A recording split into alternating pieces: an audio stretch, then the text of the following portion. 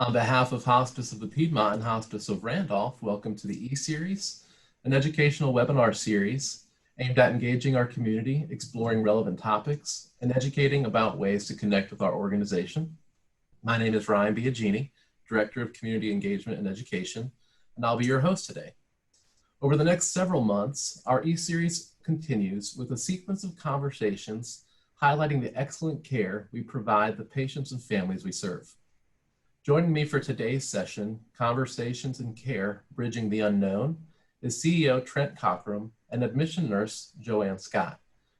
Trent joined Hospice of the Piedmont in 2013 as the organization's third CEO since its founding in 1981.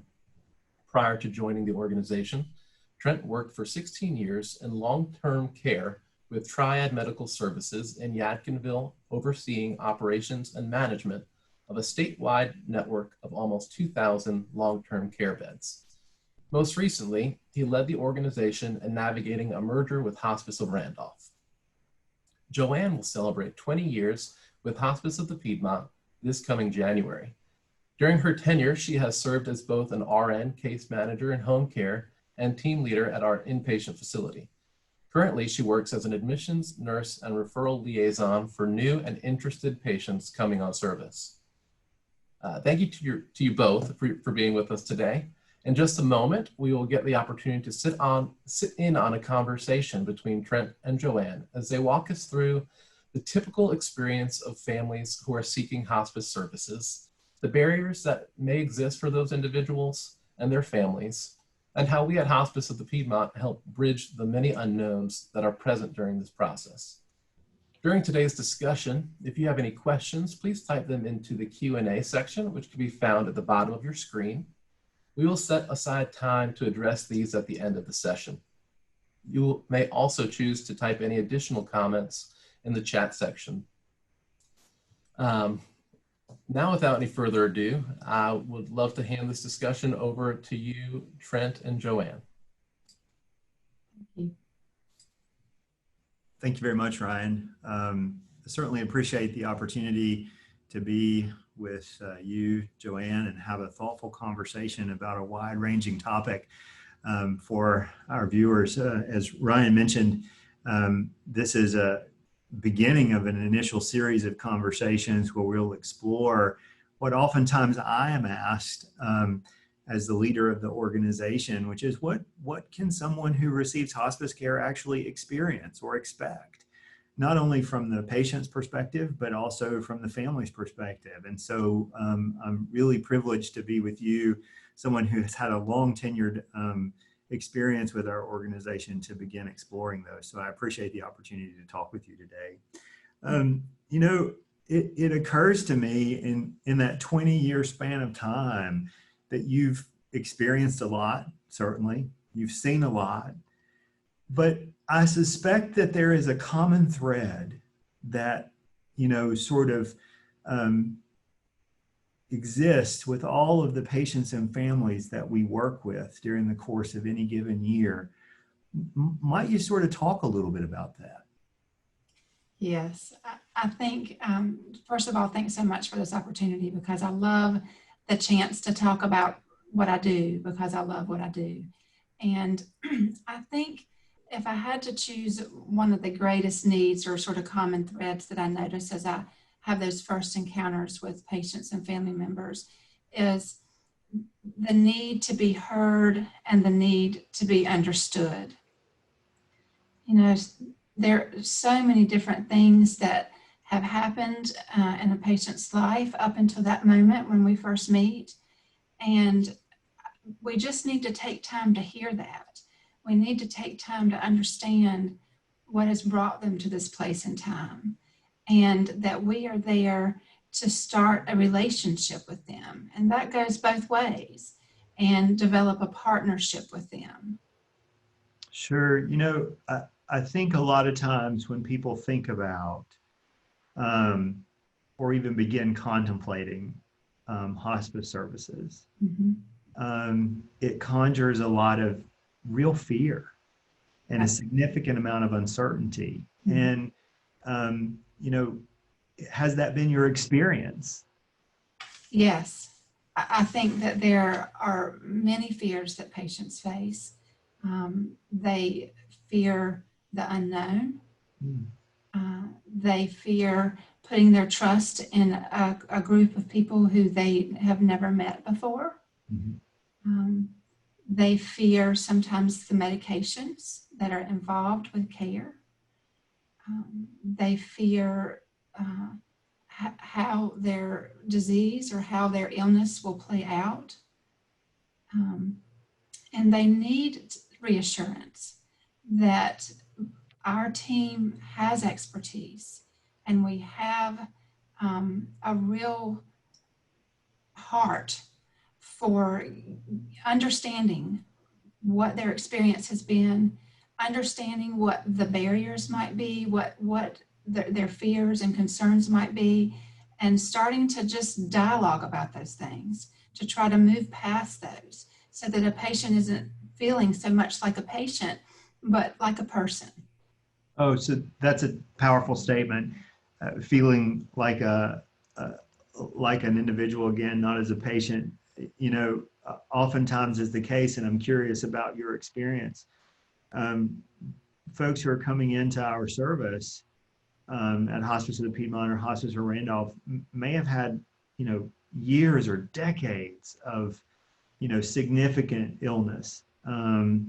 Either a variety of different types of illnesses, right? And their struggles have been varied and sundry. And so, talk a little bit about that. I mean, you know, that experience that led them there. Yes, and I find that patients have, um, you know, sometimes complicated histories with treatments that sometimes put them in positions where they're in treatment centers or they're in hospital settings or they're in, um, hospitals, doctor's offices. And that can be difficult because it's sometimes makes the disease take center stage, and the demands of treatment and that pathway sometimes becomes this big elephant in the room, and we forget that there's a person there who has needs and they have wants and priorities and hopes and dreams. And so that can get lost in the shuffle. Sometimes those needs and desires and wants can sort of take a back seat to the pathway of treatment. And so I think so much of what we do when we're first starting this relationship with patients in our department is trying to get at what are their hopes and dreams and desires. And oftentimes those things have nothing to do with their diagnosis and their treatments. We want to uncover that, and we want to start to reprioritize that and partner with them in taking a path that will reprioritize those things. I think that's powerful. It's the difference, really. And, you know, oftentimes people think of hospice as the difference between doing nothing and curative treatment, when in reality it's about how we organize your priorities to live a much more fulfilling life. Right? I mean, you know, one of the things that I sort of caught on to as you were talking is, you know, you talked a little bit about different care settings, right? Mm-hmm. So there's many people may have a variety of different services provided in an outpatient clinic setting, or they may have in and outs to and from the hospital multiple times over the course of 7 years, so several years. So we're talking about a setting of care.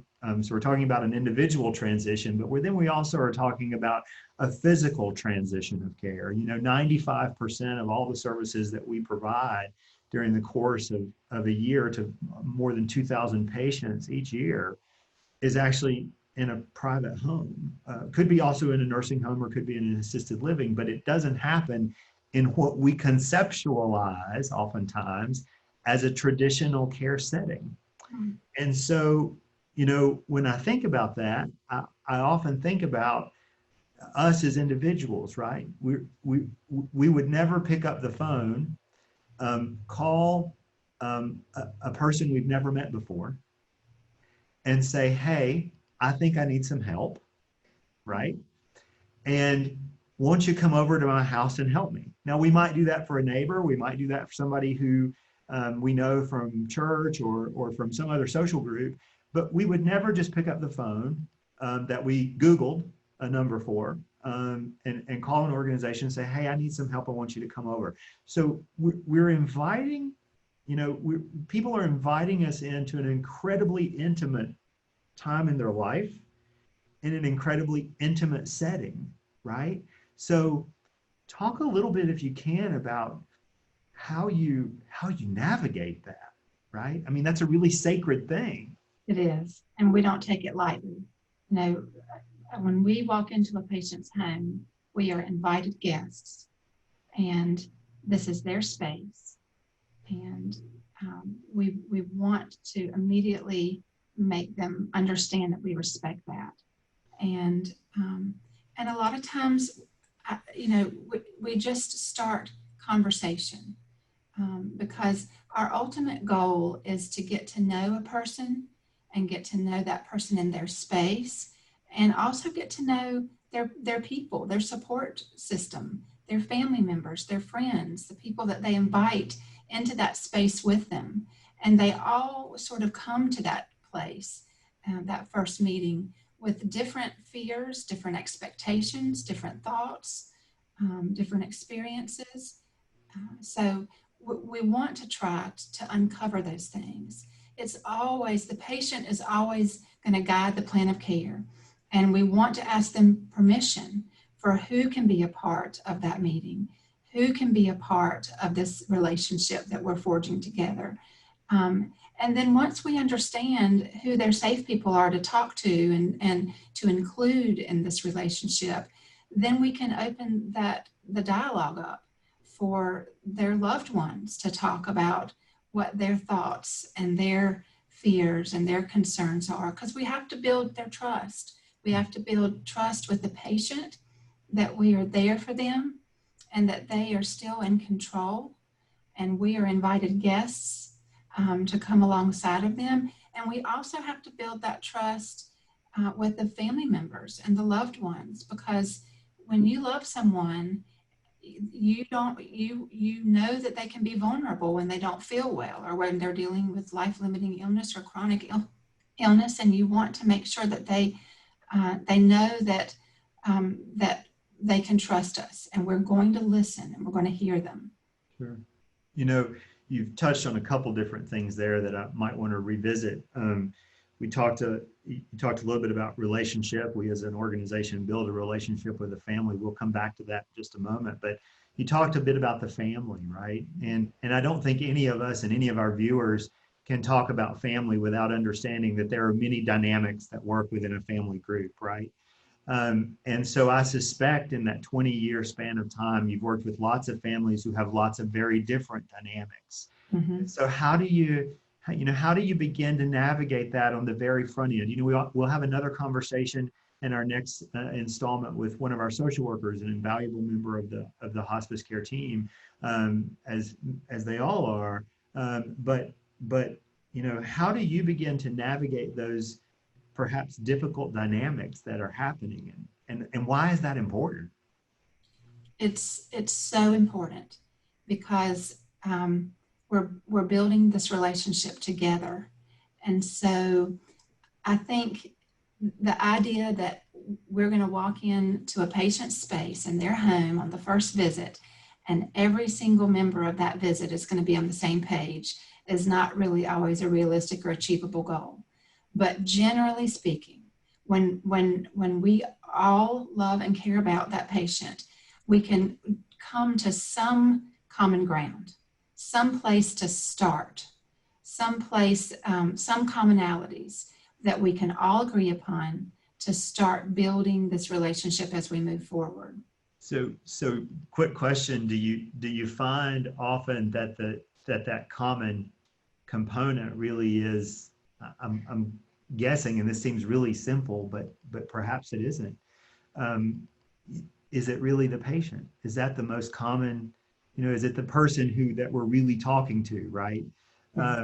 There's all this noise sometimes around them, but perhaps some familial discord on either side. But is that where you find in your experience, where you find that common component of how we get everybody to the middle, right? It is. It's always about the patient. And that's the central focus, and that's the tie that binds all members of this relationship, all members of the team and the family. Right. And so as long as we keep the patient the focus, and we're hearing the things that are important to the patient, then we can start about the task of locking arms together to focus on those things. Sure. So going back a couple steps, you made mention of needs, wants, and priorities. And, we all, I think, probably can relate to those three words and what they mean to us as individuals. What in your experience as an admission nurse for Hospice of the Piedmont, Hospice of Randolph, what do those terms mean to someone who's coming into our service, not only for the patient, but also their family? Needs, wants, and priorities. I think when I think of a patient's needs and their wants, it gets sort of to the heart of who they are. It gets to the heart of, in this lifetime, it's all made of moments. And we want to get to the bottom of, in your moments, where do you want to be? Who do you want to be spending these moments with? What do you want this to look like? Are there dreams that have yet to be fulfilled, that need some attention, that had been sort of on the back burner, and now we need to bring them to the front? Just shifting our focus to the things that matter most to a patient, and trying to make a real concerted effort to focus on those things so that they feel fulfilled. In your experience, I'm going to put you a little bit on the spot. In your experience, do you find that the things that are most important are these, overwhelmingly impossible goals? What are some of the things that in your experience that have been the most important things for people to prioritize?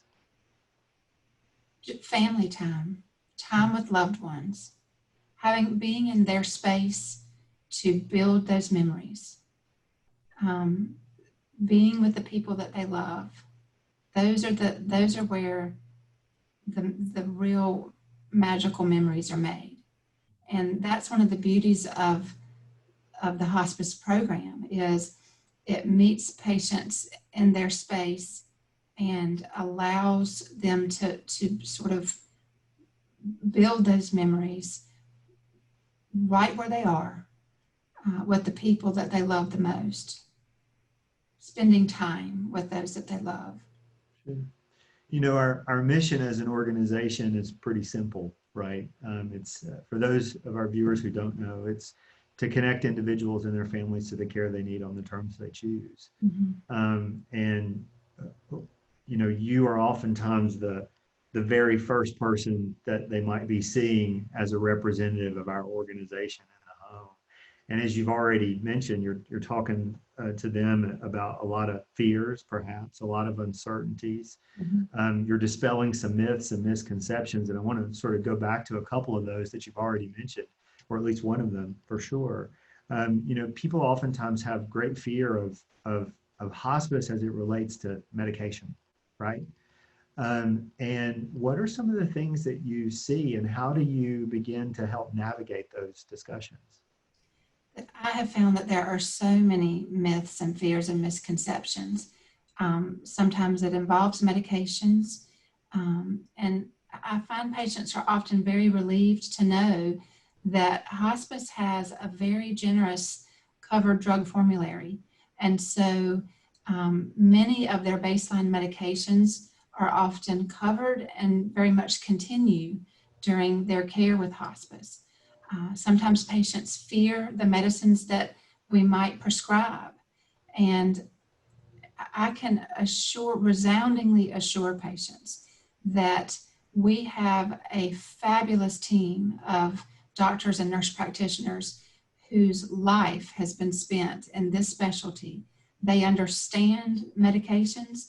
They understand the balance between medications, achieving our goal, and limiting unwanted side effects. And they are masters at managing these medications so that a patient has comfort and still has quality. And so we don't want patients fearing loss of medicines that they've taken for years and years and years, or fear of adding medications that they're afraid of. Sure. Because we are very dedicated to cautious and careful and helpful management of their illness with their medications. Sometimes patients are afraid they're going to lose their connection to their physicians who they've had a relationship with in the community for years. And that's just not the case. I mean, they're not going to lose their doctors. Their doctors stay their doctors. They're gaining some providers from hospice that have an expertise for palliative care, but they're not going to lose their physicians. So a lot of that first visit, when we meet with patients in their home for that first time, is just trying to uncover, are there some things that you've heard about hospice that you're afraid of, or things that don't feel right that you've heard about us? Might they be myths? Might they be misconceptions? Can we dispel those fears and alleviate those so we can start moving forward to see if we can find a way to build this relationship? So, it takes a while to develop a relationship, right? I mean, I think it's fair to say that you don't show up at the door and everybody welcomes you in like you're their long lost cousin, right? There's oftentimes perhaps some trepidation involved. And so as you begin, understanding those fears and beginning to have a dialogue about needs, wants, and priorities that sometimes are rooted in what they believe, perhaps that is easily dispelled, and some is rooted in other considerations that are equally important that may be addressed by other members of the team. But what do you see over that span of time? What do you see happening with the patient or the family? Are they, do they begin to do you see an assuaging of their fears and anxieties over this span of time? And how much time are we actually talking about? I mean, this doesn't sound like an insignificant amount of time to accomplish all of these things. No, our relationship with patients can span a vast majority, months, sometimes more. And so we just start the journey on the first admission visit, and I think the key is just to show the heart of it. We can get wrapped up a little bit in all the details and the minutia, but conveying to a patient that you care what their experience has been that led them to the moment when myself and my team first walks in the door. You care about the fears that they bring to the table, some of which may be true and some may not. You care about addressing those, and you care about discovering what matters to them as we move forward.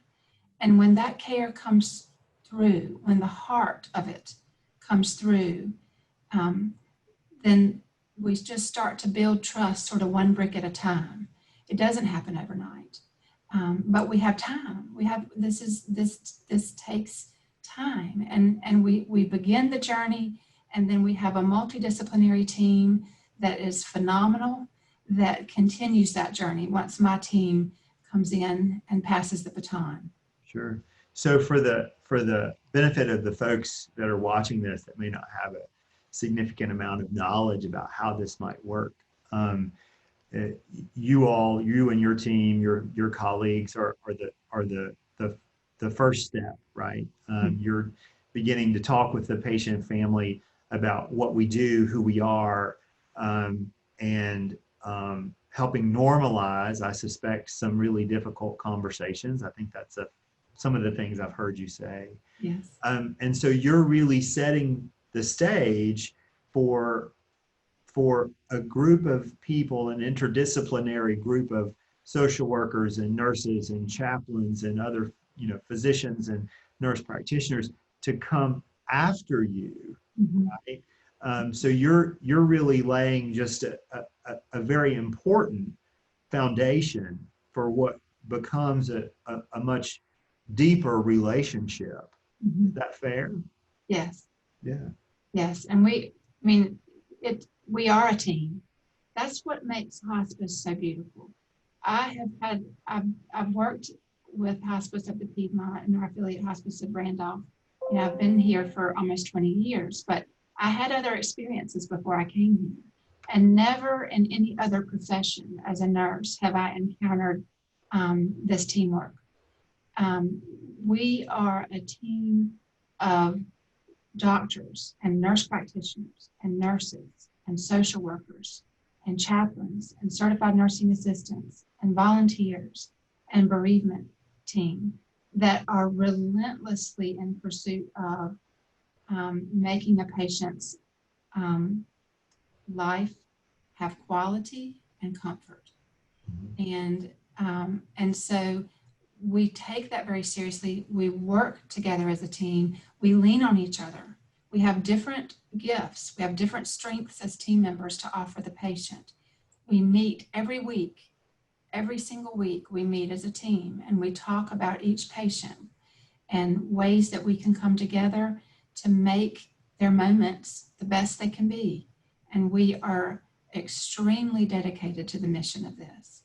So we start the process, but that's just the beginning. And the team is the beauty. It's the cornerstone of what hospice is, and it's what makes this program so special. Sure. One of the things I would like to go back to, I think we have a little bit more time, Joanne, if you'll indulge me for just a moment. We talked a little bit about the setting of care and going from, a hospital setting or an outpatient clinic setting or somewhere else other than your home, because that's not where you really expect care to be delivered. And wrapped up in that, it occurs to me as we've gone through this really interesting conversation, is that we're really talking about moving from a disease-centric thought process where the disease, whatever the disease is really the controlling factor of our life. I've had an experience in my own family. I had an aunt who had cancer. She passed away. Though we provide services for far more diseases than just cancer. But what was so interesting is in my almost 25 years in healthcare, I watched her become a very disease-oriented, and my family becoming a very disease-oriented, family unit. And so making that transition, it's sort of like making the transition. This is a bad analogy, but like almost would seem like making the transition from college to a very different life, right? So we're looking at this very differently now. And so can you talk a little bit about that? Yes. I think when folks, hear hard news, they hear a diagnosis, instantly their life changes in that moment, in that space. And they're sort of thrust down a path that is often involves, being in certain places at certain times to get certain things done to their bodies.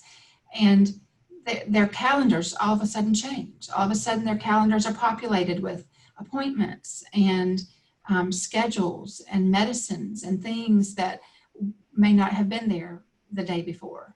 And so it's easy for that to take center stage. And it's hard to shift from that being center stage sometimes because you're in the throes of the fight, so to speak. But I would challenge that hospice doesn't mean that you're giving up the fight. You truly are shifting your focus, because behind all of that is a person.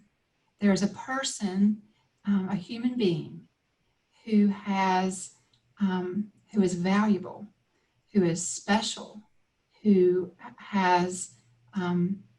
have people in their lives that they love and that love them, and they have dreams that sometimes get sidelined by all of this. And we don't want to ignore that. We want to pull all of those dreams and hopes and desires and needs and wants back to the center, and just give patients permission to think about that again.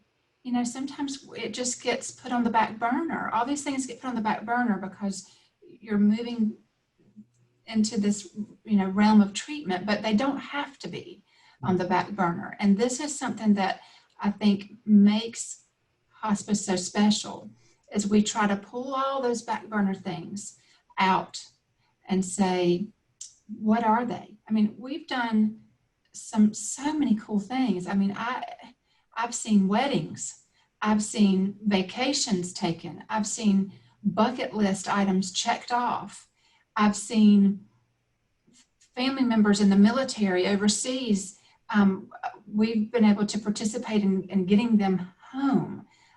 We've even been able to participate in getting some family members who are imprisoned out to see. There are so many things when you have a team that is tirelessly pursuing what really matters to a patient. When we're pursuing that as a team together, we can move mountains. Wow, that's incredibly powerful. I don't think I would disagree with that at all. You know, what you hit on a word that I might want to go back to for just a moment: permission. You know, permission is something that has a lot of different meanings for a lot of different contexts. It's interesting that we might think about permission in a healthcare context. Might you sort of talk a little bit about that and what you meant by permission?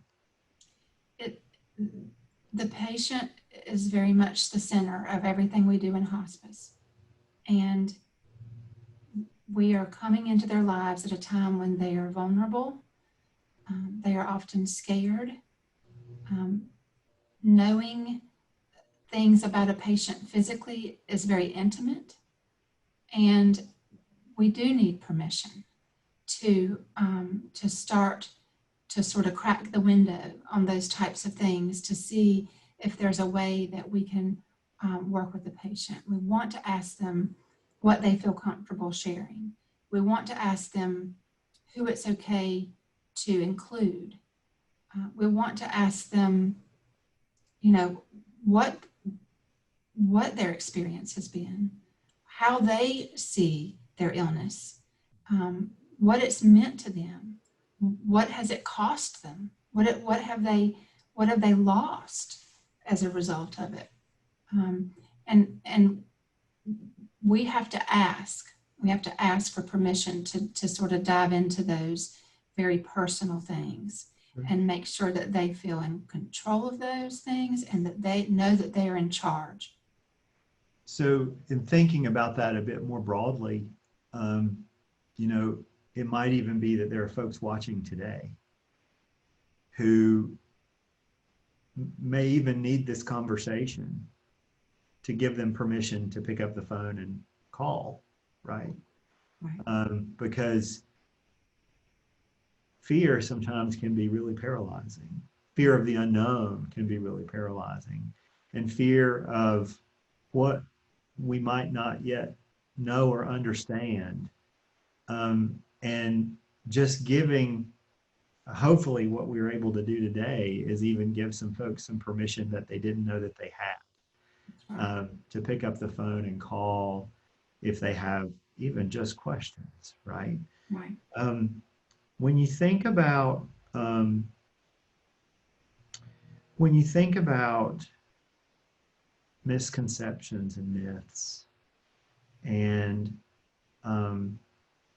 what it, is there a story that stands out in your mind where you arrived into a patient's home or into their life, their family's life, and you began a conversation that was just, wrought with lots of fear, which is often characterized, we could characterize it as a myth or misconception. And what did you want them to take away from that, and how did you do that? Is there any story that sticks out in your mind that you'd like to tell? Well, first of all, to address the idea of fear, I think the idea that someone could be dealing with chronic illness or life-limiting illness and not have fear is unrealistic. I think it's okay Powerful. to be afraid. What I would argue is not okay is when fear prevents you from taking steps that could be helpful. And that's what we want to try to get at, is it's okay to be afraid, but don't let that stop you from reaching out. I can think of a patient in particular. This was a younger patient. I have so many memories of so many amazing patients, but we had a younger patient one time, and it was scary to take the step towards hospice. And she was coming home from the hospital, and she was uncomfortable. She was dealing with a lot of pain. And in this particular case, myself and one of our doctors went on the first visit. And we were in the driveway when she pulled up from leaving the hospital.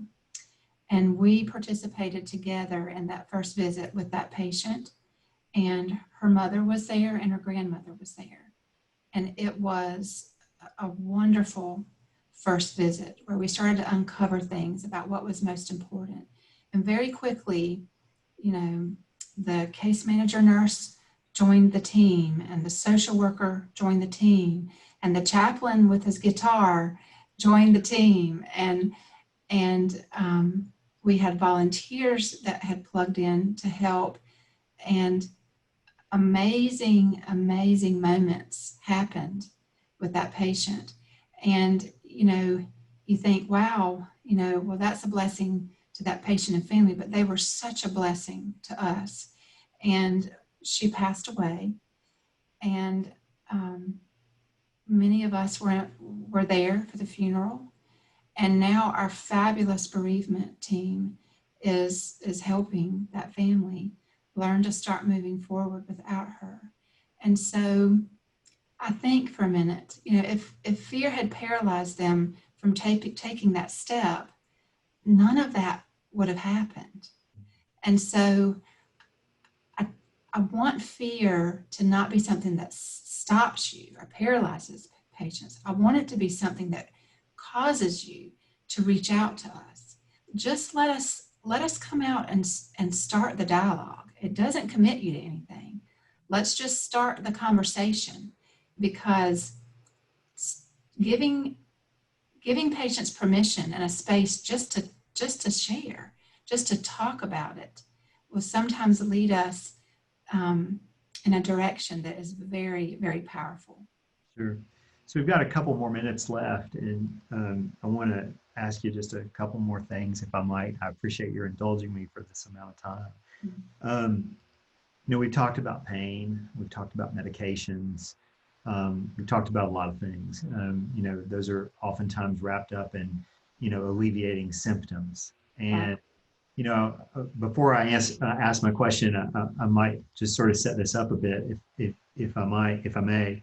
A lot of times people equate hospice with just cancer, right? Which is really not true. About 32% of all the patients that we care for in a year's time have cancer. which means about 68% or so of the rest of our 2,000 patients actually don't have cancer diagnosis at all. So, pain is a symptom, but there are many other symptoms that people experience. Might you talk just a moment about that? Yes. So, as a patient is sort of struggling with their illness, we often see pain is a biggie, but there's so many other things. Sometimes I'll hear a daughter say, "Mom keeps falling," or sometimes I hear, uh, you know, a sibling say, you know, "My sister's just not eating as well. Her appetite's not as good," or "She's weak. She just doesn't have the stamina to do what she was doing a couple months ago," or "She's not sleeping great," or "He is feeling kind of nauseated," or anxious, feeling anxiety that's really disrupting a patient's quality of life. There's so many things that affect a patient's day-to-day life that can be affected by illness. And these are all important things for hospice staff. They all play a role in whether a patient has a good day or a bad day.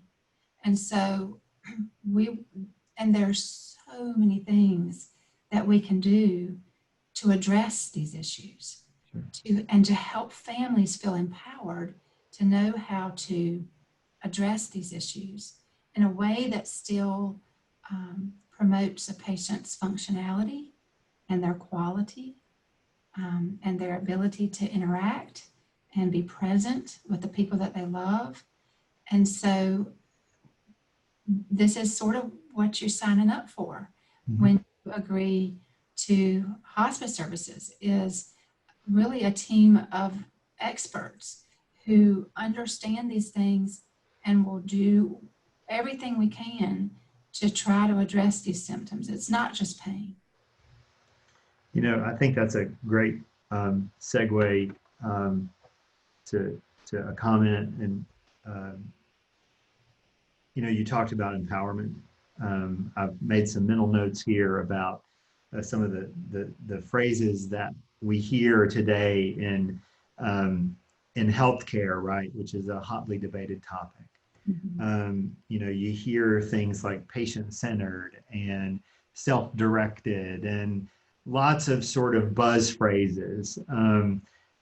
But when you think about it in the context of empowerment, like you just talked about, as we've talked about now for about 46 or so minutes, it really seems pretty apparent to me that the program that Hospice of the Piedmont and Hospice of Randolph actually offers is a really, truly a patient-centered, self-directed model of care. It fits all of those really sort of new age concepts, although hospice is not a new age or novel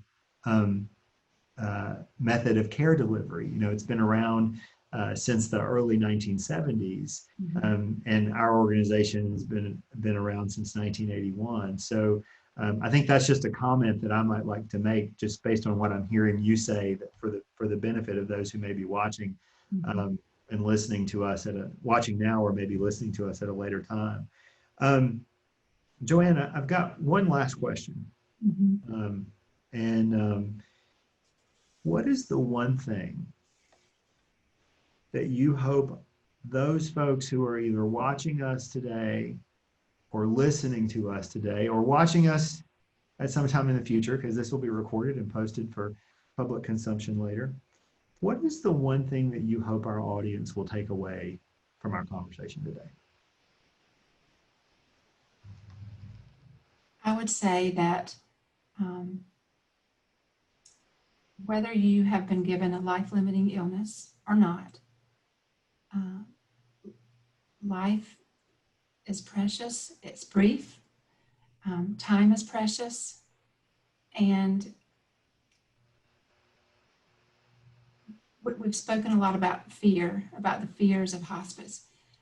I would just ask our listeners to reach out. Don't let the fear of the unknown of hospice stop you from starting the conversation. I have, worked with the hospice for 20 years, but I'm not alone. I feel like our Hospice of the Piedmont and Hospice of Randolph are a really special group because we have a lot of staff who have worked here many, many years and have tremendous insight and knowledge and expertise. And if you'll just consider reaching out to us, it's a place to start where we can just start to get to know you a little bit better and see if what we have to offer might be something that you're looking for. In thinking about moving from an illness-centric consideration to what we've talked about today, it seems pretty clear to me that, we're talking about a care that really doesn't know a lot of boundaries, or at least limitations, right? And I think that is something that a lot of people perhaps have lots of fears around. Joanne, I want to say as we close this, as the CEO of a nonprofit organization, on behalf of the 232 fellow team members that I have, and on behalf of a grateful board of directors, it has been my privilege to spend about 50 minutes talking with you today about an incredibly important topic, something I know that you and I share a significant amount of passion about. It's been great to explore this with you, and I'm certainly grateful to have had this opportunity to do this with you today. So thank you for the opportunity. Of course. So I'm going to give the floor back to our moderator today, or our host today, Mr. Ryan Biagini. I too just want to echo that gratitude. Thank you both for allowing us to sit in on this conversation. I kind of feel like you pulled back the curtain and brought us backstage to these these moments, these conversations and experiences that people have when they're coming on services or curious about hospice. And I think there are multiple folks in our attending audience that not only learn things, but I think, will think about hospice in a new way. And so I appreciate your personal experience and sharing your expertise with us. I also appreciate each one of you who are joining us today, and I hope you will continue to join us as the E-Series continues over the next several months. Our next webinar, Conversations in Care, Conquering Fear, will be on Friday, November 6th. During that session, Trent will engage in a discussion with a hospice social worker, Caroline Oxford, about how addressing the challenging dynamics and roadblocks many individuals face at the end of life helps overcome fears and empowers individuals to understand their wants, needs, and priorities, a lot of which you heard about today in this conversation. Registration for that webinar is actually live now under the events tab on the Hospice of the Piedmont website. And I hope you'll join us. If you have any questions or want follow-up information, please call our office. If you feel like you have a loved one or a family member or a friend that might be interested in service, we are just a phone call away.